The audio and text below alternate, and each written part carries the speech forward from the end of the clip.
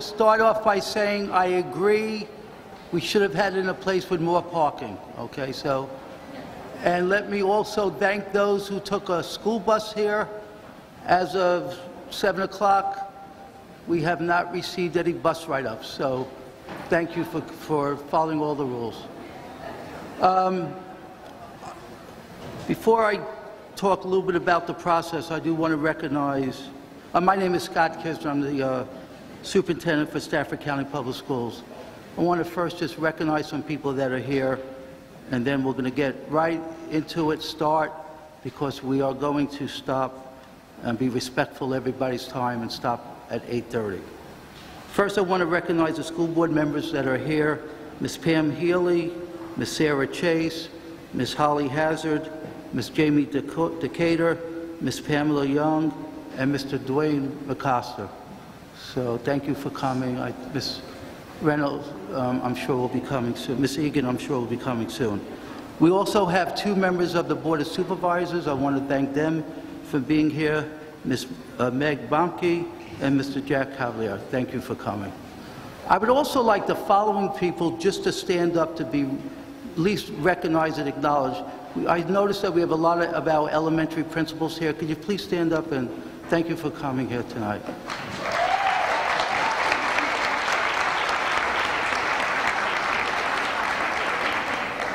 So we recognize that this obviously is a very, very important topic. It's a topic that people have strong feelings about. So the way we structure tonight, and Cherie Johnson will go over it again, the way we structured it tonight is to try to leverage as much time as possible to answer questions.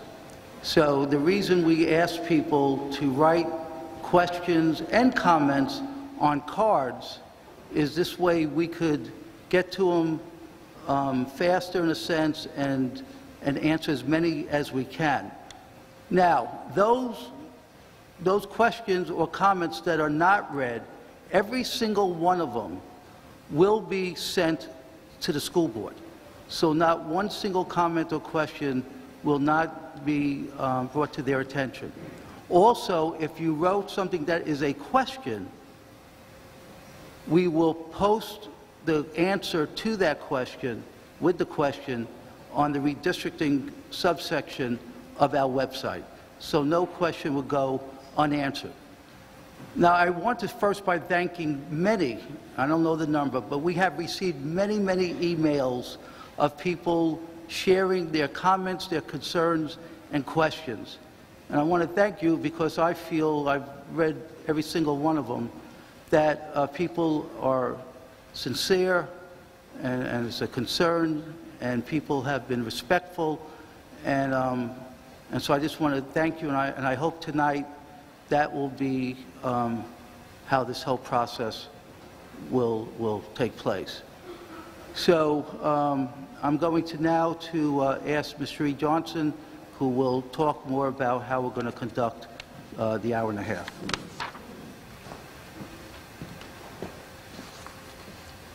Good evening.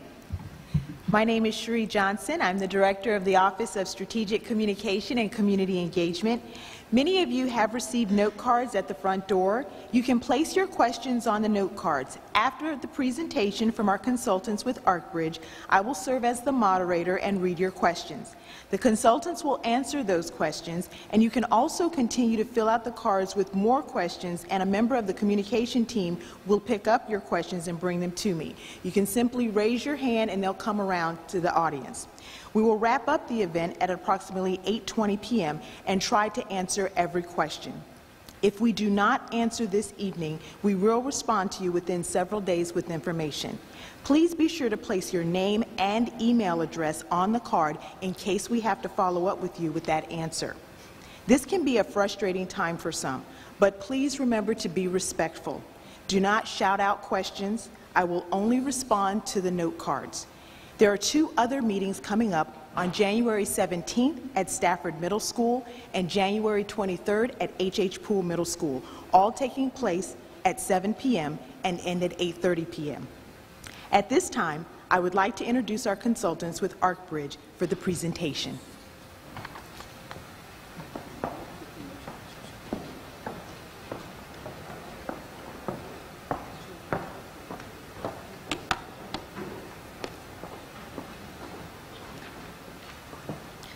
Good evening. I would like to welcome all of you to this first town hall meeting for elementary school redistricting. I am Preeti Mathur and I am from Arkbridge Consulting. I will be presenting the plans to you today. Today, as the redistricting timeline that you may have seen on the SCPS website, we are here at Drew Middle School. And like Cherie just said, there are 2 more town hall meetings, and we are looking forward to your feedback and your input on the 2 plans that we have made. Today, we are going to present 2 plans for the SCPS elementary school attendance areas. These plans have been developed using SCPS redistricting criteria. The plans have been reviewed by our experts, Stafford County subject matter experts, and we have presented these plans to Stafford County Public Schools School Board on January 8th. Just to let you know who our subject matter experts are, we have representatives from the SCPS Transportation Office, SCPS Planning and GIS, SCPS Student Services, Stafford County Planning, and Stafford County GIS, or Geographic Information Systems. Let me tell you about the redistricting criteria that was given to us by SCPS. The goal was to balance enrollment across 17 existing elementary schools, targeting about 85%, 85.6% utilization in the 4th year.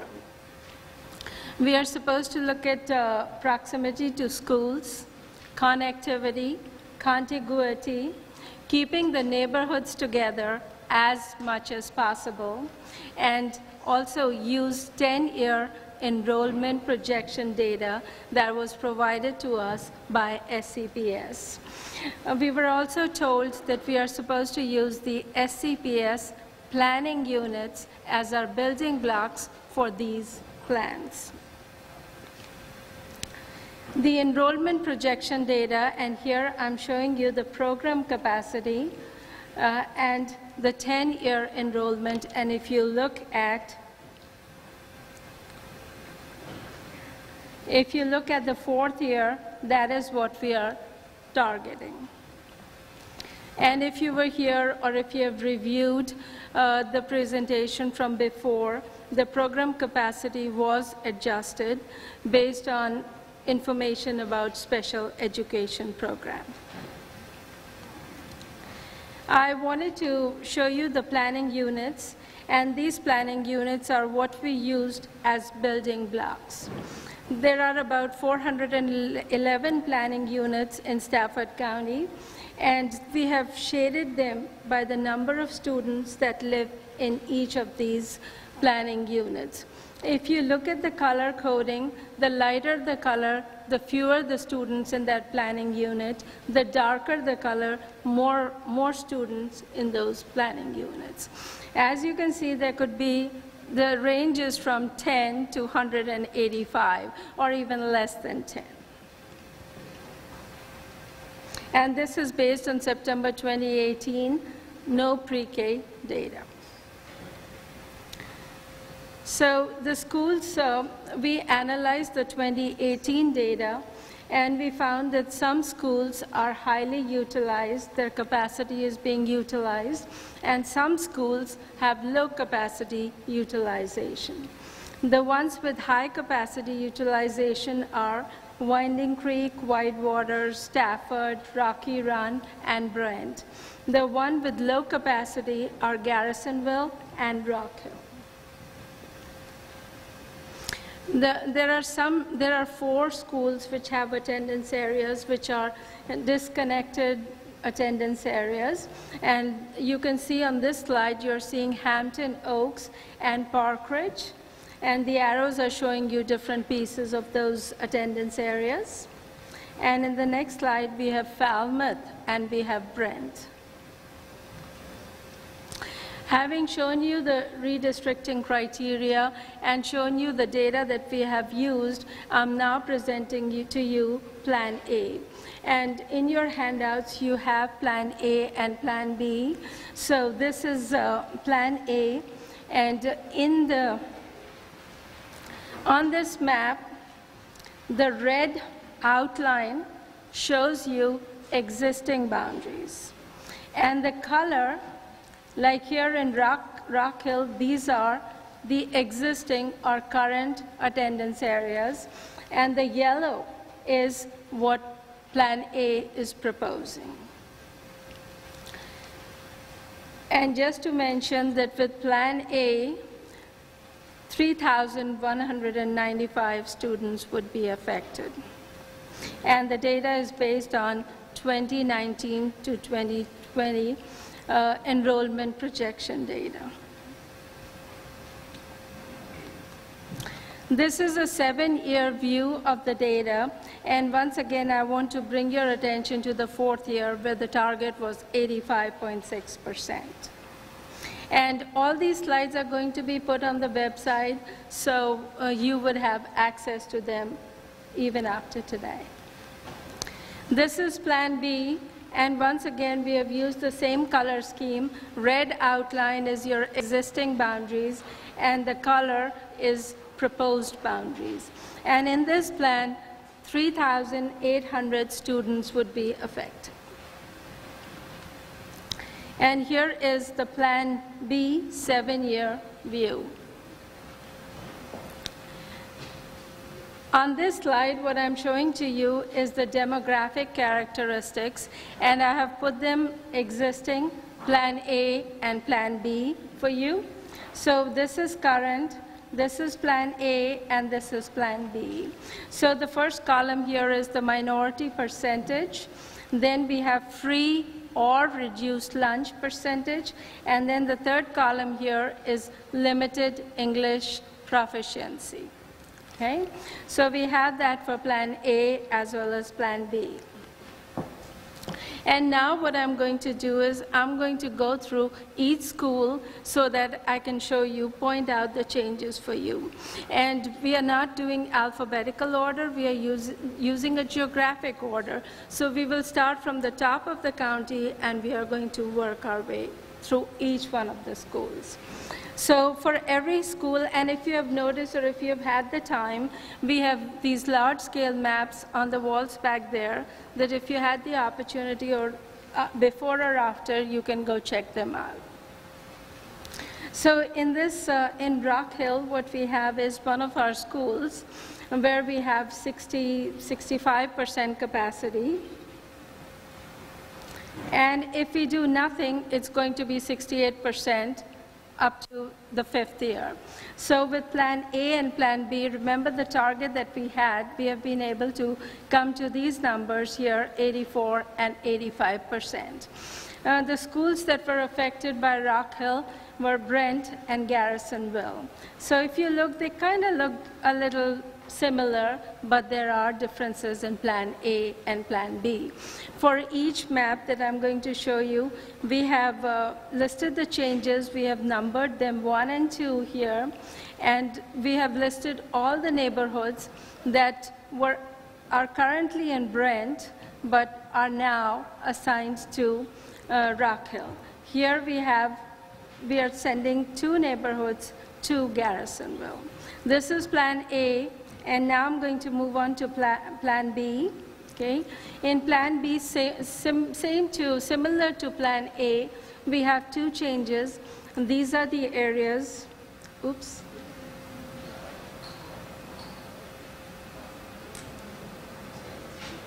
Can I get some help here? I think the computer started to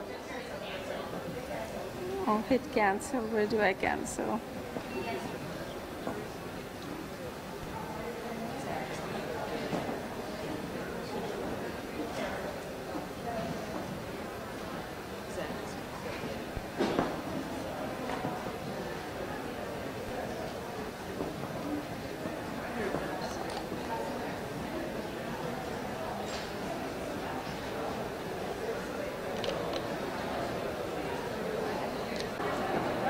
So while we're waiting during this process, we'll go ahead and get started on some of the questions, okay? All right? Okay. Okay, so the first question we have, and we also have members of our transportation department as well as student services, Mr. George Hummer. We also have Mr. Scott Horan, our Assistant Superintendent of Operations and Facilities. So we'll start with our first question. If Plan B was put into place, how long would those students be on the bus to get to Ferry Farm? And I realize some of you haven't seen all of Plan B. According to what we've reviewed, we can't give you exact times, but we have confirmed that there will be no significant longer run than anybody has at this time for Ferry Farm. Okay. Our next question. Will the rising fifth graders be grandfathered in under either plan? The fifth grade is grandfathered. Let me ask you a question before we put this laptop up. Here you go. Microphone. Before we go ahead and try to put...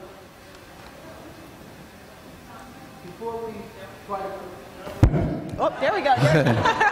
Before we put the laptop up, do we want to see more of the presentation or just stick with the questions?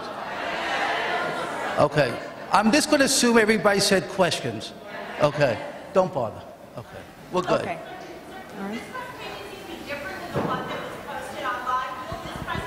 Yes. So what? Thank you. So let me explain that. The presentation to the school board took about an hour.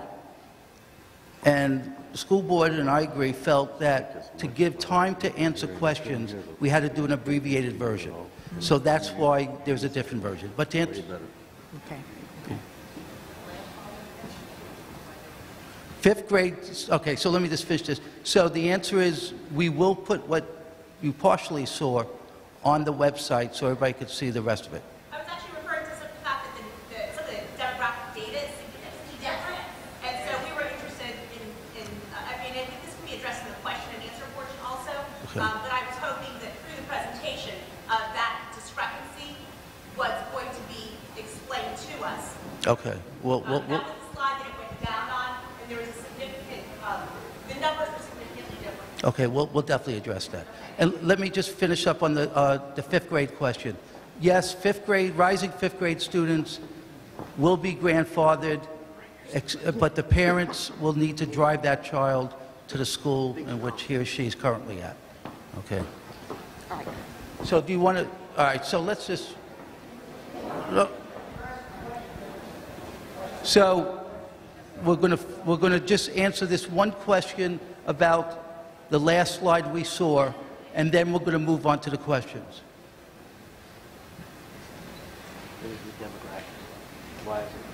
So the question is what they saw online. The numbers have changed because we got a new data set, and what happened, you'll see the changes in minority percentages, and I think I would let Matt explain how the numbers are different. Yeah, thank you, Brady. Matt Townsend, Supervisor of Planning and GIS. The numbers for the free and reduced percentage by school changed, as well as the minority. The free and reduced was the result of we identified an import error through our student management system. So we corrected that, and while we were working on that data to correct that, there was an error with the Hispanic minority field or race, not causing a flag variable to trip. So the minority now includes everything other than white, whereas before Hispanic was left off. So that's been corrected. We supplied that new data set to the consultants, and we have updated data that's correct now. Okay. Moving on to the next question. Someone asked, has anyone researched the bus routes for the proposed redistricting? And after the town halls, are you going to update the plans based on the concerns from parents? The bus routes were reviewed by our route coordinators, The bus routes were reviewed by our route coordinators and supervisors, and at this time, as I said, there's nothing that stands out to us. Anything we do right now will be based on this year's data, current data. So to give specifics would be giving you false information. But based on what we can look at, we don't see anything that stood out to us as being longer than any student at this time is currently on a bus. Nothing significantly changes. Please refrain from yelling out. We want to stick to the questions on the note card. So please refrain from yelling out. Are you finished? Okay. Okay. All right. The next question, are prior rezones being taken into consideration? Are prior rezones being taken into consideration? So the school board requested that we provide information on the neighborhoods that have been redistricted in the last 5 years. We provided that information, and the school board will take that in consideration as they look at Plan A and B.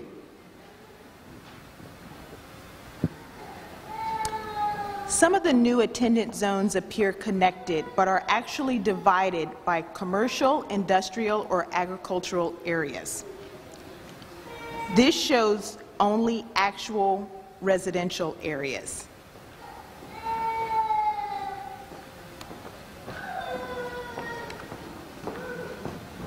So both plans do. There are areas that are heavily industrial use versus residential, and the plan shows contiguous areas between those.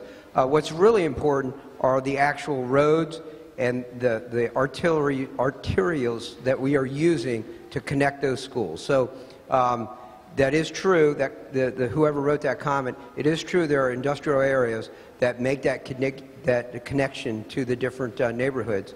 But that is current in our current configuration, and it exists in both of the plans, and it will be something that will be very difficult, if at all possible, to make that different. And we have areas that are connected by industrial, typically industrial areas, and so it will be in the plan. The next question. If the goal of redistricting is to keep school capacity at 85% or lower, why is the new Moncure already at 93% capacity? Why, if you're keeping capacity so high, was it necessary to remove Aquia Harbor from attending Moncure?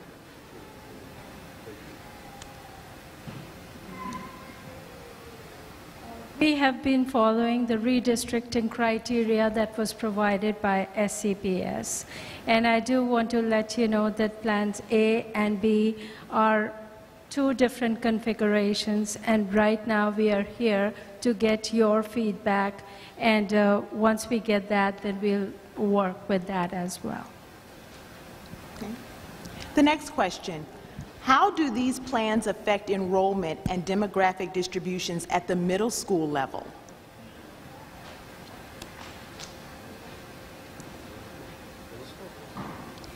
How do these plans affect enrollment and demographic distribution at the middle school level? So middle school is not being impacted. The middle school zones that we have today are the middle school zones that we will have tomorrow. That's one thing I just really share with you.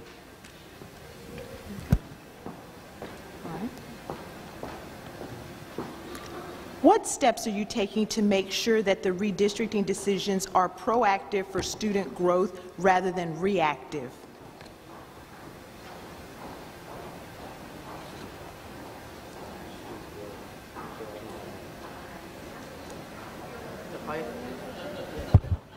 I think the question was, which is I think is a very fair question, how do we work as a community, the school board, board of supervisors, that not every few years we're coming back to redistrict? I think that's the question, how I understand it.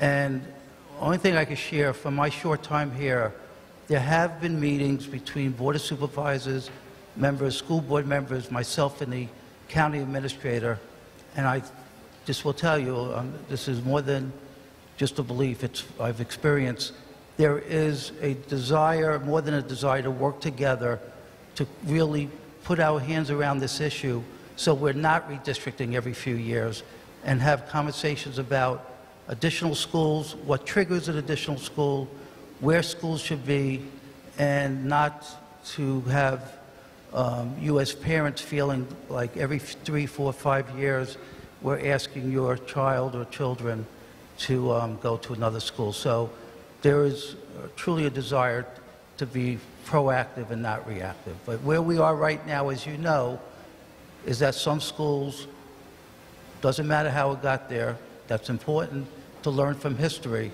but some schools are just way over capacity and others are under capacity. And we have to figure out a way to do some greater balancing. Okay. The next question. Why are we choosing larger class maximums which increase class sizes?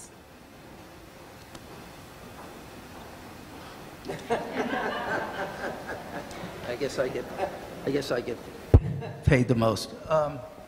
So the question, I believe, is which has been somewhat of confusing out there, and an area that I think, again, the school board, I know, as a matter of fact, tomorrow night is having some conversation about this. So we have staffing patterns, and staffing patterns basically state when we look at our budget, based on how many students we have at a grade, that helps us to know how many teachers we need to have, okay? What the school board wanted to do was make sure that was aligned with the school capacity.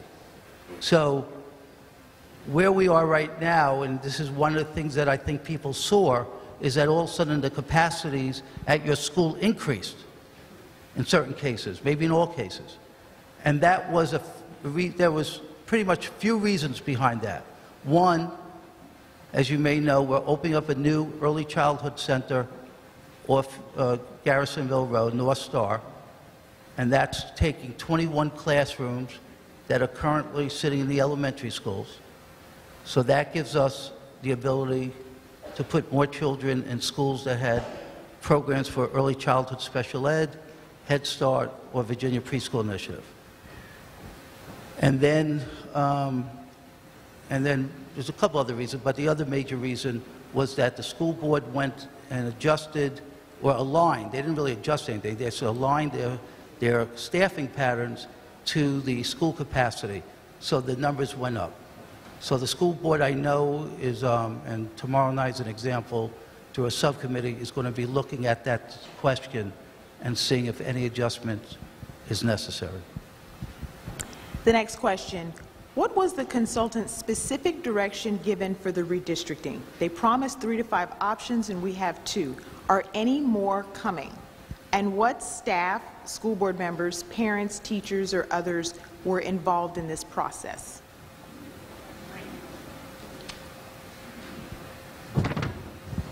Oh, he's standing. As the consultant presented tonight, they presented 2 plans. That's what we asked them for. We narrowed that down. Originally, it was 2 to 3, but after their presentation to the school board, we wanted 2 plans, and those plans were presented as they are through these town hall meetings. The school board would then take input from these meetings, as well as input from the emails and Facebook and all the other avenues that you have to comment, and they will consider those as they look at these plans.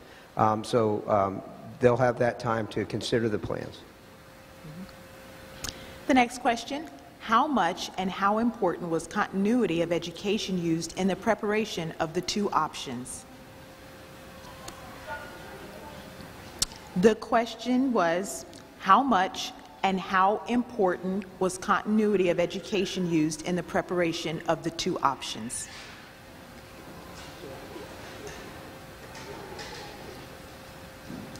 So, the question is continuity of instruction as it relates to the redistricting. So I'm going to make a statement. I don't expect everybody to agree, but I'm just going to make it anyway. All right? We have 17 elementary schools. My opinion is we have 17 really, really good elementary schools. Okay? What we do believe impacts instruction is overcrowdedness. and we're trying to address that issue. And what I feel very comfortable saying is that regardless of what school your child's going to, they're going to get a very good education. It's going to be different in the beginning because they're going to be in a new physical location, but they're going to get a very good education. So the continuity of instruction was to assure that we don't continue on a trend based on the growth in Stafford County, that some schools will have extremely large classes, take away space that is valuable because we have to add more classroom seats. And that's the continuity of instruction that we had to weigh. So that's my answer. Okay. The next question. Is the school board strictly considering option A or B, or are there other options or possible modifications to plans A or B being considered? Okay. So I also want to mention, just before I get to that, which is February 12th and 26th are two school board meetings where there will be an opportunity for people to go to a microphone and make comments and ask questions. So I just want to make sure that that experience is not, that we're not taking it away from you. So the board is collecting every piece of information, every feedback that they're receiving, including tonight. Every board member is here tonight. After the two board meetings in February, they do have options. They have option to go with A. They have option to go with B. They have an option to say, we want another plan. Okay, that's really what they have. We're all going to learn through the deliberations that the board will have. Every deliberation, every discussion will have in an open session in front of the public, either being there or on TV. What is the deciding factor between Plan A and Plan B in terms of redistricting?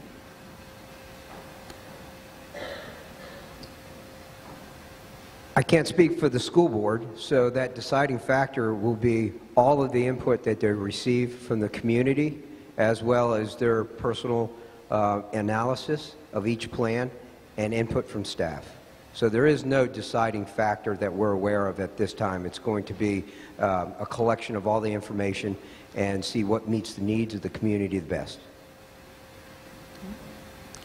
Have you considered the increased transportation costs of Plan B, sending Embry Mill to Park Ridge while passing Autumn Ridge, who is closer to Park Ridge?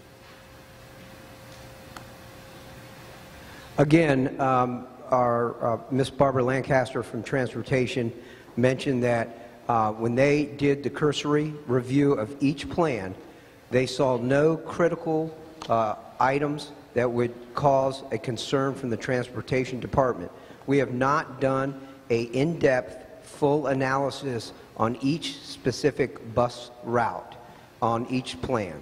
Obviously, that will be done, but at this time it hasn't been done, and so no cost difference associated with any plans. But again, we feel that there is not a significant difference in the plans to what we currently have, and therefore any cost difference would be minimal, if at all.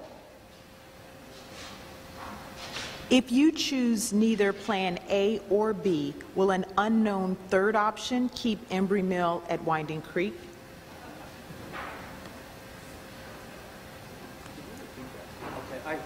Okay. So we don't know what Plan C, D, E, or F would look like. What we do know is that there's a desire to keep some neighborhoods together, okay? And the board is hearing everything.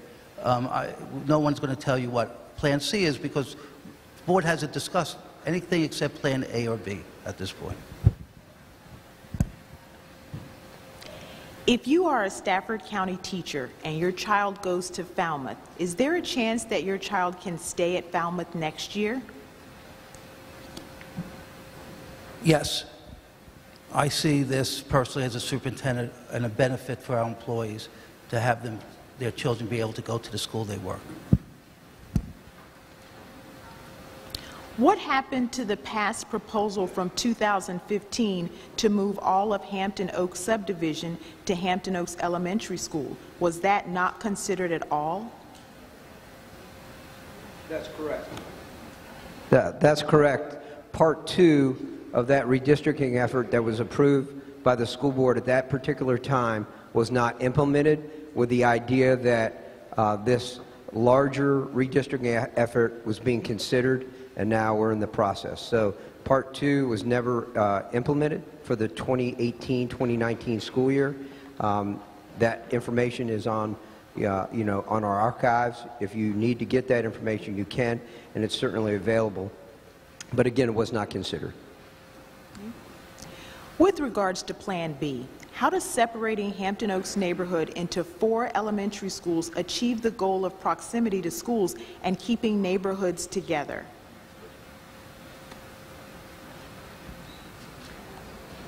We have used the redistricting criteria provided by SCPS, and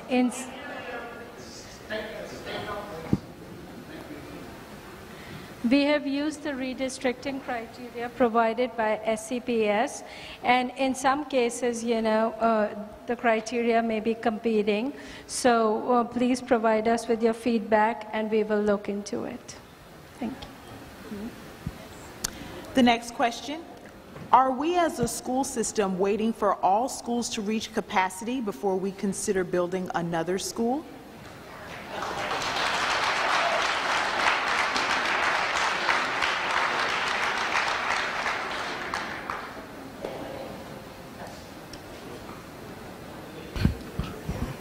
I know what answer to get more applause. Yeah, so as I stated earlier, the answer is no, I hope not. The school board and board of supervisors have to come to a decision real quickly what triggers a new school. Okay? We met maybe a month ago or so, and that conversation has started. And yesterday I met with the county administrator to continue the conversation. Tomorrow, as I already told you, the school board has a subcommittee addressing that, and my hope or expectation is that the school board and board of supervisors will get together very soon to discuss the 18th elementary school for Stafford. Can we put a question on the ballot to fund an elementary school using bonds with increased sales tax and let voters decide to build a new school?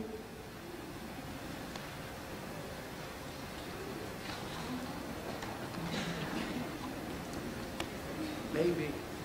Maybe. I don't really know the rules in Stafford. Some communities do that. It's not unheard of to have a referendum. I will not put anybody on the spot, but I think that's a conversation we could have jointly with the Board of Supervisors. Okay. How does transportation plan on managing bus traffic on Northampton Boulevard since it's already a struggling situation in the mornings and afternoons?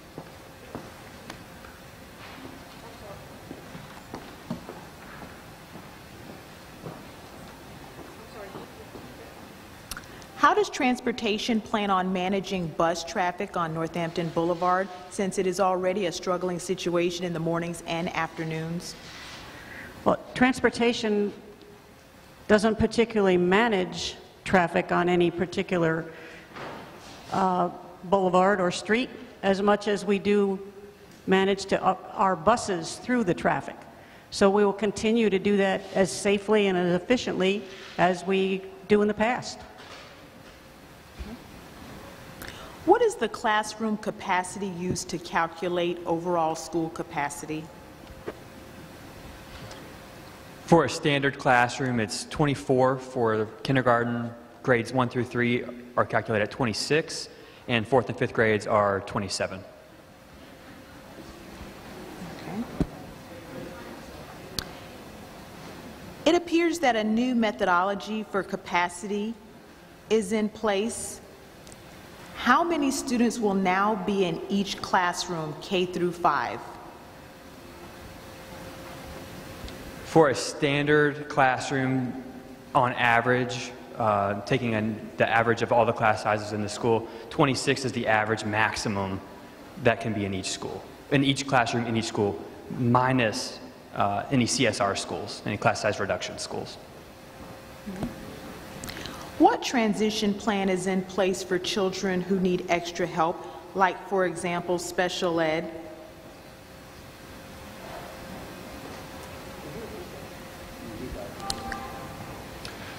So of course we're going to work in conjunction with each of our schools, school administration, support staff from our office to make sure that we have a smooth transition for all of our students.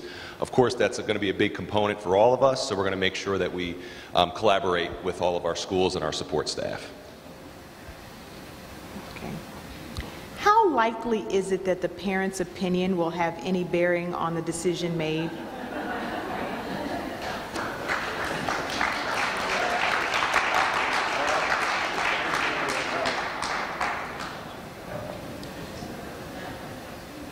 Parent input is a process, and we started about a month ago. We had our first meeting.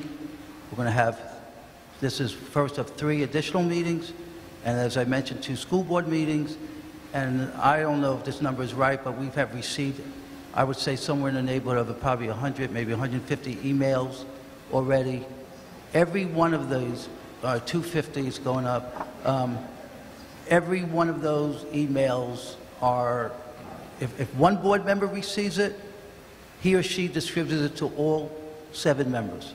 So there's not one correspondence that's not being sent to all the board members.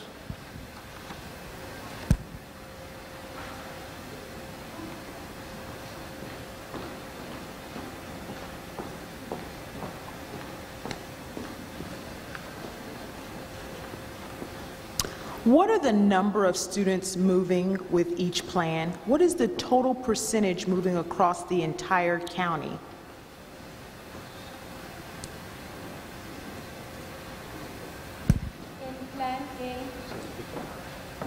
In Plan A, 31.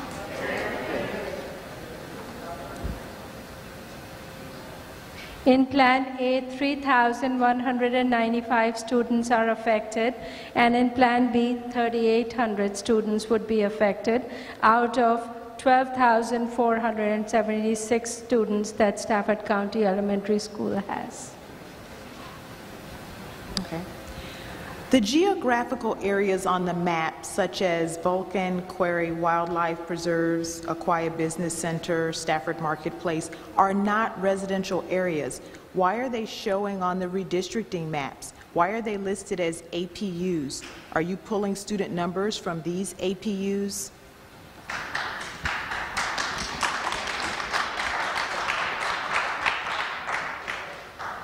What I want to show you is I want to take you back to the map that I showed you before. What we did was we got the elementary school students and we aggregated them by the planning units. So if they are commercial units, there would be no students living there.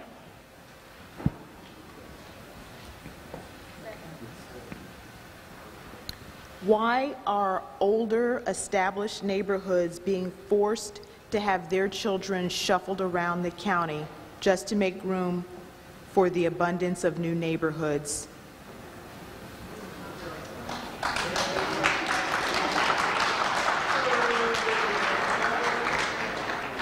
Okay, so sometimes there'll be questions that we're going to answer, and sometimes we're just going to hear the question. And I'm not going to get into neighborhood warfare, older versus the newer neighborhoods. We're all Stafford County, and this is an issue for all of us. But so please respect that we're not reviewing the questions before, we're reading them. But I'm going to maybe take the liberty at times just to hear the comment and move on to the next question. When the architect designed the new Moncure Elementary School, what did they list as the student capacity? The school capacity was 966 students. You're probably wondering why the program capacity listed one figure later and then another figure again. So the program capacity was not the design capacity. The program capacity was listed at 966. It was changed to 10,080 under last year's program capacity criteria. That criteria changed, as has been explained, where the staffing alignment and the program capacity alignment was brought together this year, and that changed the capacity of Moncure to 10,050. We also had the pre-K was 1,050. Sorry, 1,050. We also removed, as part of that realignment of the program capacity, we removed pre-K from that count, and we also did another change on that alignment from 24 and 25 to 24, 26, and 27. Those are the two biggest changes for Moncure that caused that change in numbers.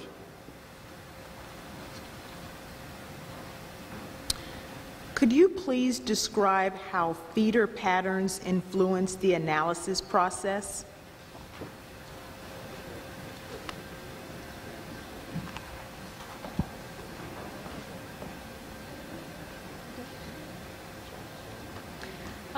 What we did was we just looked at elementary schools. We did not look at any other middle or high schools.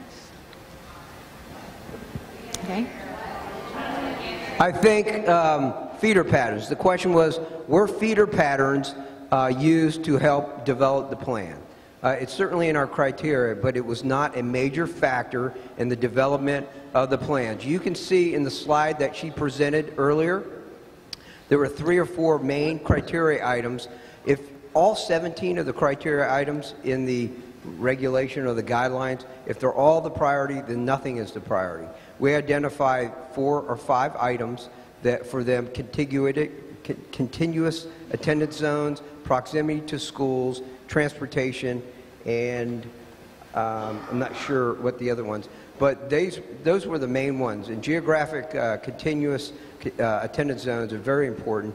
So the question is, did feeder patterns enter it? No, they were not a significant factor in the development of the plans.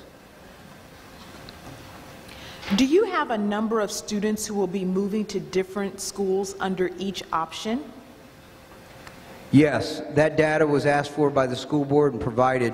If we haven't posted it on the website, we will post it in the morning.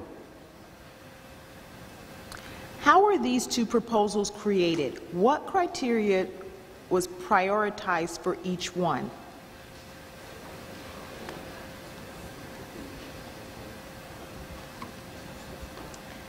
The criteria that we used was we wanted to make sure that we get up to 85.6% capacity utilization in each school. That was one criteria. The other criteria was making sure that the schools were connected. The areas were all one attendance area. And the third thing that we did look at was very important was neighborhoods. We wanted to keep the neighborhoods together as much as possible. Why were only 2 proposals created? Why not 3 or 5? I think that question has already been answered, but we, in the past, having too many options creates, one, confusion for our board. Staff and the superintendent felt that having 2 options for the board to consider, and if they choose to modify those options in the future, then so be it.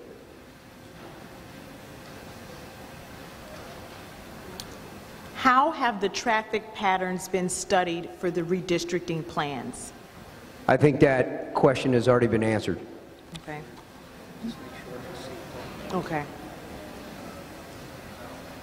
How many neighborhoods are currently divided between 3 or more schools currently? With Plan A, with Plan B?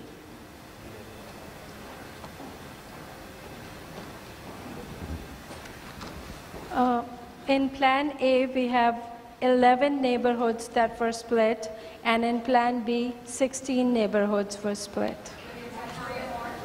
We can get that information. I do not have it here right now. Okay. How do you expect to retain highly qualified educators with class sizes that will continue to increase?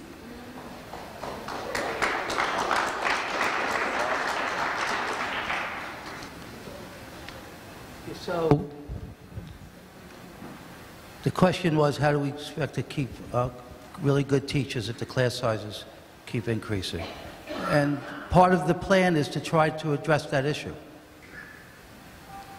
Part of the plan is to try to address the issue, okay? And so we need more space, and we created more space, as I already described, by North Star and some other things. So class sizes is something, the board has set budget goals. I think it's their second goal, is to look at class sizes, so it's an issue.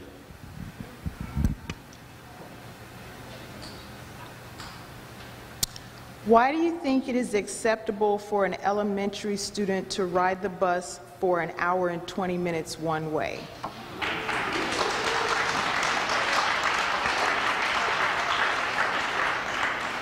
It's not. And if we had the ability to change that, dealing with our manpower shortages with bus drivers, we currently have bus routes that extend over an hour, as many of you know that. There are some parts of the county that geographically are just very hard to service, and that's Marlboro Point. We have some things in Widewater. Those specifically are challenges that our transportation department has. It's tough, as you all know, recruiting bus drivers and keeping them in our fleet and keeping them retained. It's very tough, and it's challenging every single day. And the team down at Transportation deals with that. I think they've been taking significant headways lately, and we've increased the number of bus drivers that we have. But it's not acceptable, and if we could increase that and do better, or decrease it, I'm sorry, if we could decrease that, we would. It's just a matter of bus drivers, buses, and our geographic challenges. So, yeah. Okay, next question. How can you effectively forecast school enrollment in February when new kindergarten registration isn't until March of 2019? Kindergarten cohort is projected using 5 years lagged resident live birth data from Virginia Vital Statistics. How many students will be within walking zones now? Say that again. How many students will be within walking zones now? We have not done that analysis. Obviously, we have walking zones at some of our schools. We did do an analysis to see if our walking zones were impacted by the redistricting, i.e., were some of the walking zones now not a walking zone? And so would we have to address that? We looked at it, and we found that none of the existing walking zones were impacted, our first look. Now, will there be some new walking zones created as part of one of these plans? Potentially it will be, but until we find out what plan or what modification of what plan that the school board chooses to pursue, we will not take action to address a walking zone.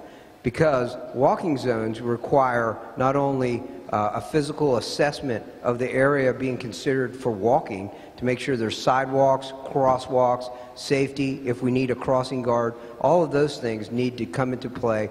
We get a VDOT involved with the Sheriff's Department, and we form a group that comes together along with the principal and some of their staff to look at, is it feasible to make a walking zone at this school? So we haven't addressed those at this particular time. It will be after the fact of any redistricting plan that's approved. Were the consultants with Arkbridge given the number of students represented in each APU? And if so, why are those numbers not being shared with the public?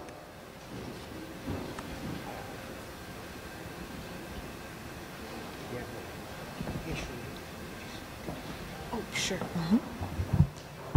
We were provided with a student file, student residence file, and we did the overlay by overlaying the students with the planning units and coming up with the numbers that I showed you on the map. before. And that is actually a part of the first presentation. We provided the projections by planning unit to the consultants that were done by our other consultant who handles the enrollment projection forecast. So they've received the data from us, and it was projections by planning unit. We filtered it down to only only elementary school projections for the 10-year duration. They ended up focusing on 4 years out to accommodate any kind of future growth and then the growing of the county, and that we were planning for the future. Okay. Why are we redistricting away from the schools that the community backs up to?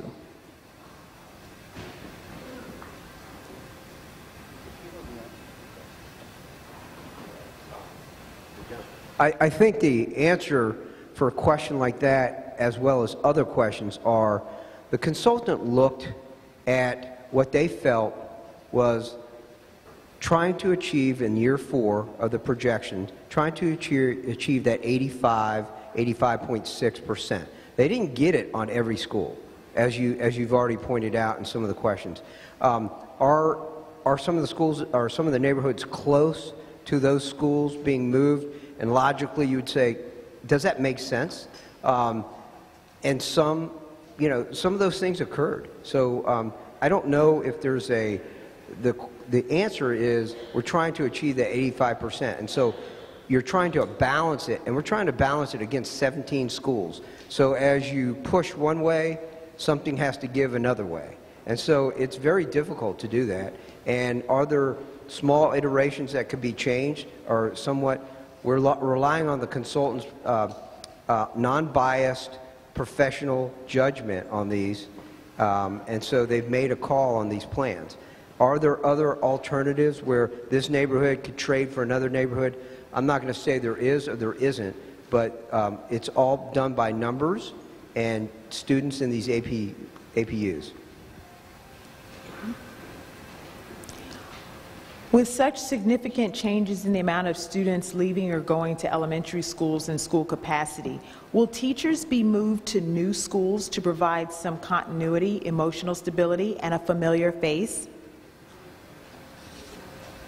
In the past redistrictings, when we've moved students, HR will work with the schools involved, and they will determine if destaffing is required at one school and increased staffing at another based on the student enrollment. According to the work session notes from October 23rd, 2018, the consultant stated that her firm will work with the division staff to develop an application process for committee members. Was this done, and if so, who was on that committee, and when did they meet, and what was produced? We had that option to have a redistricting committee, but when we presented it to the board, they did not want a redistricting committee. They wanted all of you to be involved in it. Okay. The next question is, can you show how each of these plans will affect the feeder schools?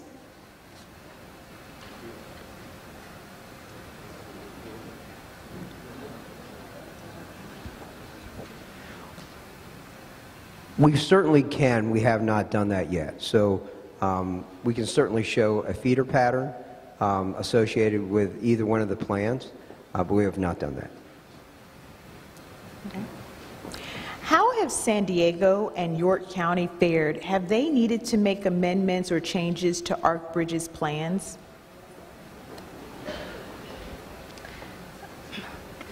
Keep in mind that Plan A and Plan B are starting points. We will work with the school board, and we will listen to you. In Yorktown and in San Diego, we did make changes after meeting with the community and the committees.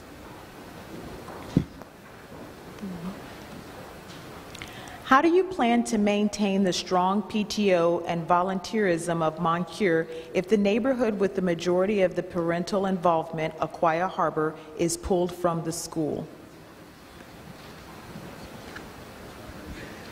I am positive that Principal Mackey will rally whatever students and families attend Moncure in the future and make that a strong, viable PTO-PTA.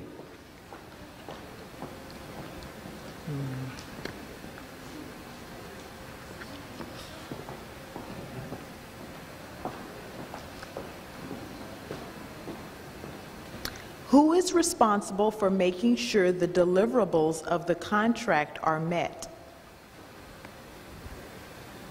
Working under Dr. Kisner's supervision, it's my office, myself, and Matt Townsend.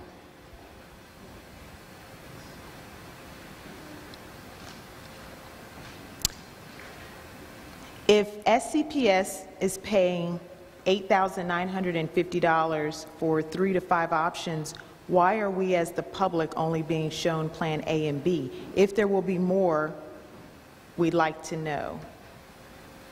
I think that question's already been answered. We decided that we only wanted 2 options. I think in their proposal, they had said we can develop 3 to 5, but we made that decision to develop 2.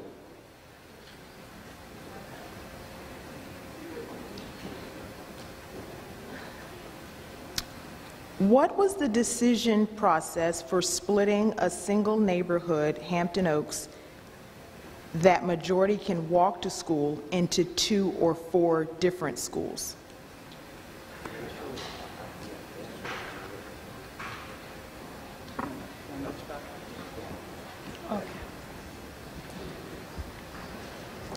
Once again, I want to mention that we were trying to achieve an 85.6% goal, and once you balance one area, then you have to take it from somewhere else. So really, there was nothing like that I want to split a neighborhood or we want to do that. There was no such logic. We are trying to balance the numbers. We are here to listen to you, and we will work with the board and move forward. Currently, the area that walks to Hampton Oaks is not impacted by the redistricting. Now, there may be students that walk from other areas outside the walking zone that walk to Hampton Oaks, but the approved walking zone is not impacted by either Plan A or B. Exactly how many full elementary redistrictings has Arkbridge completed? We have worked with 8 school districts. Where did the projected student numbers come from in the Ferry Farm Elementary Zone? Based on my knowledge, all classrooms are currently being used. Where would these students fit into the current school? So the projections are provided by our consultant who looks at historical student information, as well as any kind of new growth that's contributing at the planning unit level. As far as available seats in a classroom, if a school is showing available capacity, that indicates that every seat in every classroom is not being utilized to its potential, to its max.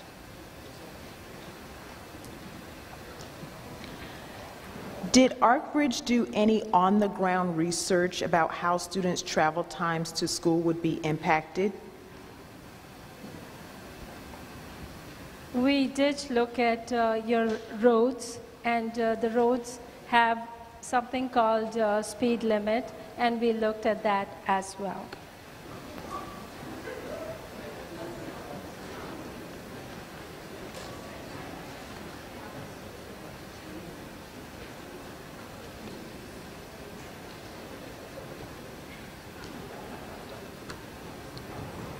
Why are these students crossing over Interstate 95 to attend Winding Creek when Stafford Elementary School is closer?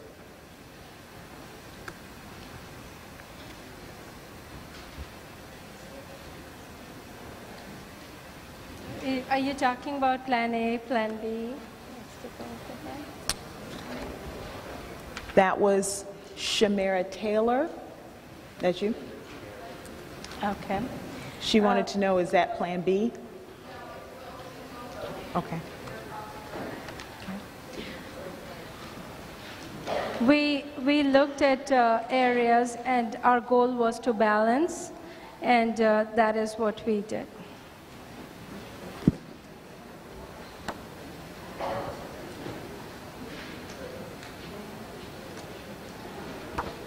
Just to add on to that, the current attendance zone for Winding Creek does go over 95.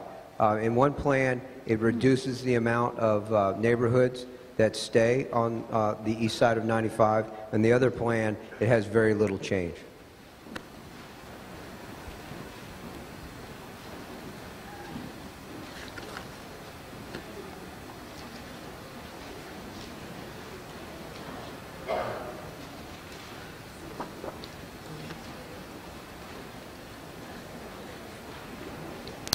Are middle and high school zones going to be redistricted in a way that overlaps with elementary school zones? Again, we're not redistricting middle and high school. If and when that occurs, I'm sure consulting with the school board and the superintendent will develop a strategy for that particular effort. How does each plan ensure that SPED, ESOL, and Focus kids have appropriate pull-out learning space?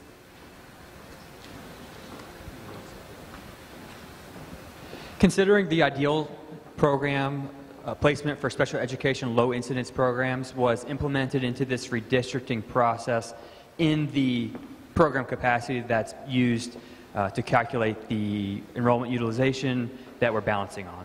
So it's this redistribution of programs, or the proposed redistribution of programs, is reflected in that program capacity to ensure that those programs have the required space needs or space that they need. To my knowledge, every elementary school has a focused program currently. In ESOL, programs will probably need to be adjusted and tweaked based on the number of LEP or ESL students that reside in the new attendance area. Please explain the difference between design capacity versus program capacity, and which is being used for redistricting. Can you repeat that one, Shuri? Okay. Go ahead, I'm sorry. Okay. Please explain the difference between design capacity versus program capacity, and which is being used for redistricting.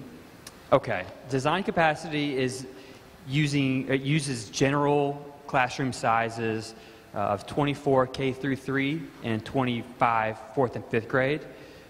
And it's standard across all classrooms. You just count the number of full-size classrooms in a school, the number of special ed designed classrooms at 8 capacity, and that gives you your design.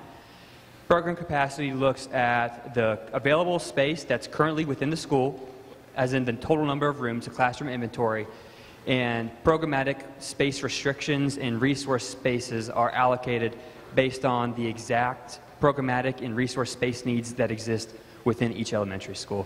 This capacity calculation for the redistricting is utilizing program capacity with no preschool and with the redistributed low incidence special education programs. How is redistricting in my child's best interest when this is not cost effective? It is time consuming and it is hard on students and teachers. What is the goal of bringing on hardships for students? I think this question was answered by the superintendent earlier. The idea is we are trying to balance enrollment at all of our elementary schools, and we think that in itself creates a better environment for our students and teachers, which ultimately is looking out for the best interests of all of our kids. The student population projection used in 2015 redistricting have proven to be wrong. Conway Elementary was supposed to be at 88%. Is anyone looking to validate the projection models being used? Well, I know that our projection model is very good. We have data that shows our projection over the last 5 years compared to actuals. And the 5 years we were in the triple digits at 180-ish. We went down to 160, then we went to 170. And the last 2 years we were at 24 and 13 respectively. And that's an aggregate for all three levels. So that's not only good, it's very good. So I am very confident in our projection data. Now, where we are having some challenges is narrowing it down to the specific schools. Can't comment on the data that was used back in 2015, saying we're going to have this percentage at this school. Obviously, we did not implement Part 2. We're implementing it essentially now as part of this larger effort. But again, in my opinion, our projections are very accurate, and they're going to stay accurate in the future. Okay. Are the neighborhoods that were moved in 2015 exempt? If not, why not? At this particular time, as we answered already, those neighborhoods are not exempt. However, the school board asked for information about which neighborhoods have been redistricted in the last 5 years, and we provided that to them. So we'll also, if it's not already posted, we'll post that on the website also. Why are you using the maximum staffing load of 27 students per teacher in the projections? Do you believe this is the best way to educate our kids? Do you believe this approach is sustainable?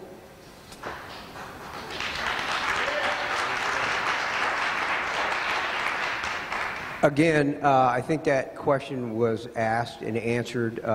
We are using 24 for kindergarten, 26 for 1 through 3rd, and 27 for 4th and 5th. Whether that's what you feel is right or not, it's what the school board decided to align that with our program capacity. Okay. With the new preschool facilities opening in August 2019, what is the plan to reuse those 20-plus classrooms across 10 schools? Again, as part of the availability of classrooms at our elementary schools, we moved roughly 20 classes of pre-K programs out of the elementary schools. Some of them are actually going into the new North Star facility, and some will be going into Gary Melcher's. Then we redistributed some of our Head Start students from Gary Melcher's to the North Star. So essentially, we have the two sites. They are essentially at capacity, and those available classrooms in the elementary school are what's making some of our schools way underutilized. We have Rock Hill and Garrisonville. Once you remove those, the percentage of utilization goes down, and therefore the rebalancing of our elementary schools, and that's what we're doing here. That's essentially the ground truth of the redistricting, rebalancing to the 85. So those classrooms will be utilized by K-5 programs.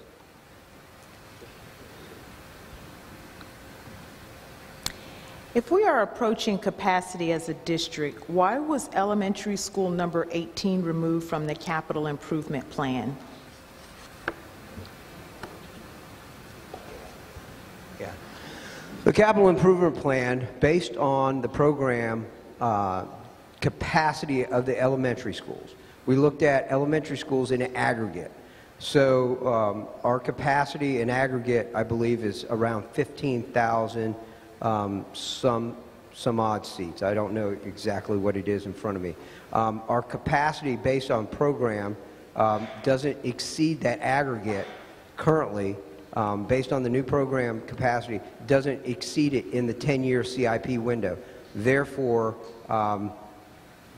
elementary school 18 is being questioned whether we need it in the CIP right now. It's based on our current capacity and when the trigger. And as Dr. Kisner mentioned, we are talking about when does a new school, the trigger pulled on a new school to open. And so that's very important, based on, it goes hand in hand. If you relax standards, or not relax, that's an incorrect word. If you change your standards on program capacity and utilize, you may need to utilize a different trigger on when it makes sense to open up a new school. Okay. Why did the school board refuse to create a redistricting committee or involve parents or the community in this decision?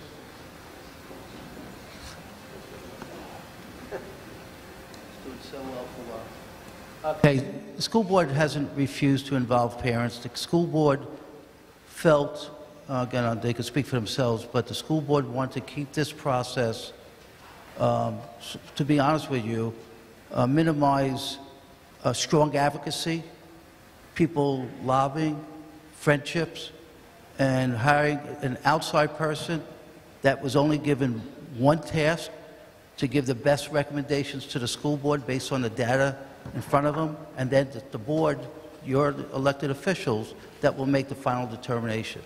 So just to be truthful, for this process, and I know, I'll just say one last thing. If we would have brought third or three or four different proposals, and if the school board changes to a third proposal, we'll still have another group of people that will not be satisfied.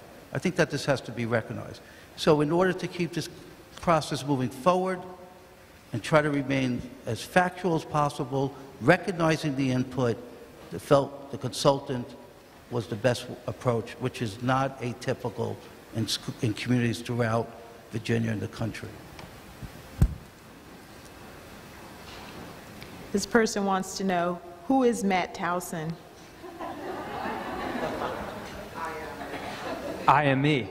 I'm Matt Townsend, Supervisor of Planning and GIS. I've been with Stafford County for a year and 5 months now. Before this, I was in Prince William County in their planning department as an analyst. We did many redistrictings. We did at least one a year.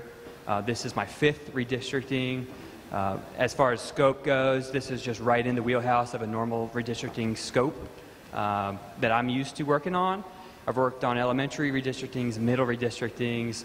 I'm very familiar with the projections and the school division population projection methodology and best practices.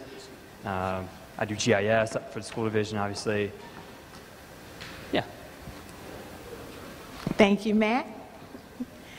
The next question, why the rush to move students' academic year 1920 without a clear transition plan and thorough analysis on transportation, walking zones, etc.?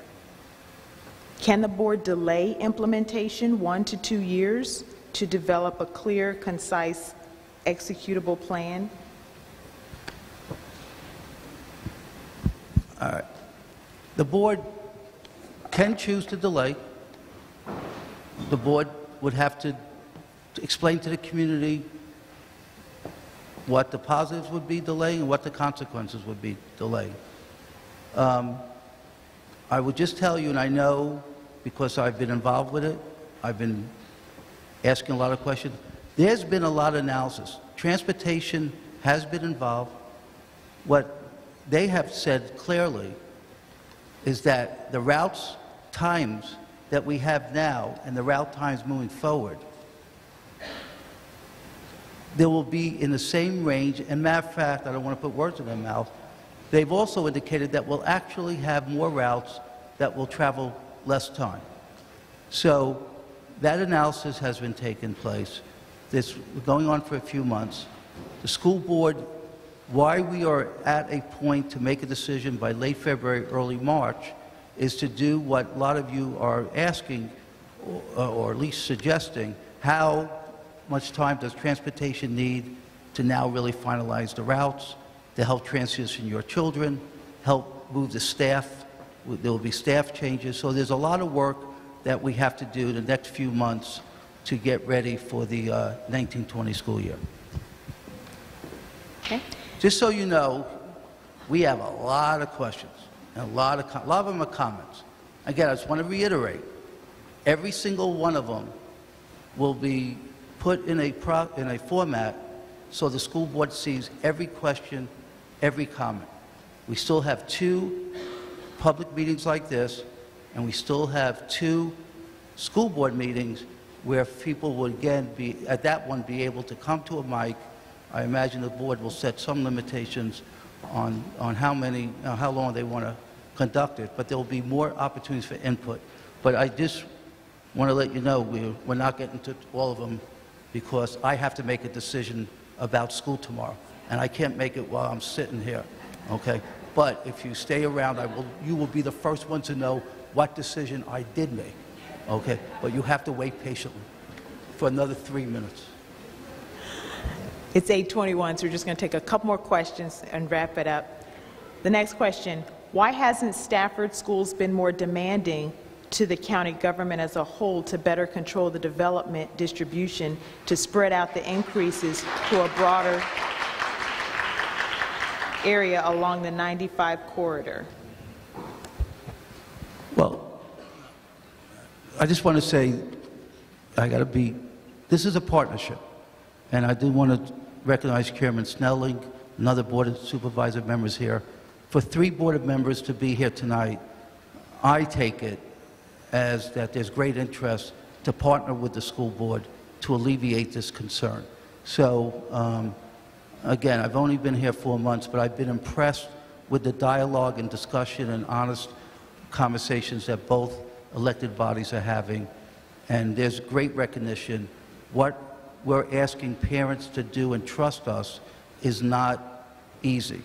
But we do have an issue in front of us that didn't start today.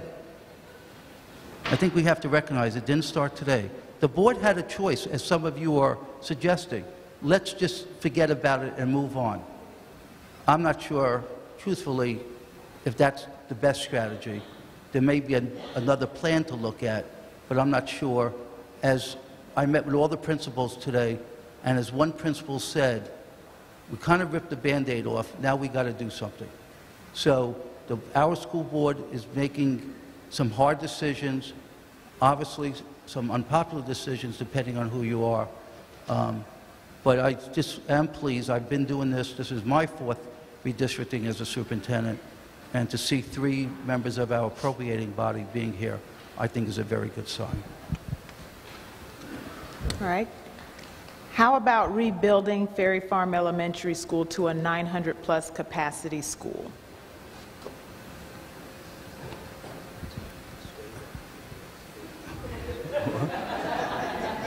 Yes, thank you. I think everybody who needs to hear heard. And the last question, will administrators be moved as well? I'll let them know right now. No, that's not being considered, to be honest with you. All right, this concludes our town hall meeting. Thank you so much for attending. The next elementary school redistricting meeting will take place on January 17th at Stafford Middle School. We also have January 23rd at H.H. Poole and 2 school board meetings where you can offer public comment on February 12th and 26th. Thank you and have a great evening. Okay, so you know, we've been monitoring the roads. We are going to have